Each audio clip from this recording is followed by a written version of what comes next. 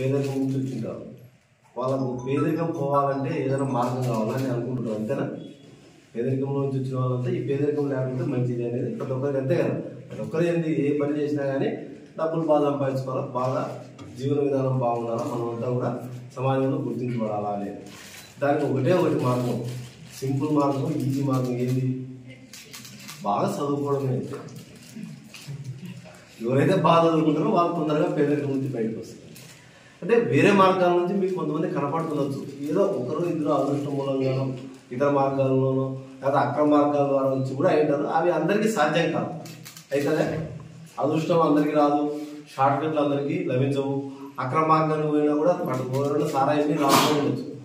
వాడు అందరూ పట్టుకుంటుంటారు కదా, ఏదో ఒకడు వారికి ఏదో టైం అవుట్ దొరక ఏదైనా ఉండొచ్చు. అవన్నీ పనికిరావు. పనికొచ్చే మంచి మార్గం ఏది? బాగా చదువుకోవడం. దయచేసి అందరూ కూడా కష్టపడి చదవండి, ప్రతి ఒక్కరు కూడా మంచి ర్యాంక్ సాధించండి. అయితే ర్యాంక్ సాధించడంతో కూడా సింపుల్గా టెక్నిక్స్ పాటించాలి. మ్యాథ్స్, ఫిజిక్స్, కెమిస్ట్రీ కదండి, మూడు సబ్జెక్టులు మీరు. ఫస్ట్ మీరు బలం ఏందో మీరు గుర్తించాలి. మీరు మ్యాథ్స్లో బలంగా ఉన్నారా, ఫిజిక్స్లో బలంగా ఉన్నారా, కెమిస్ట్రీలో బలంగా ఉన్నారా?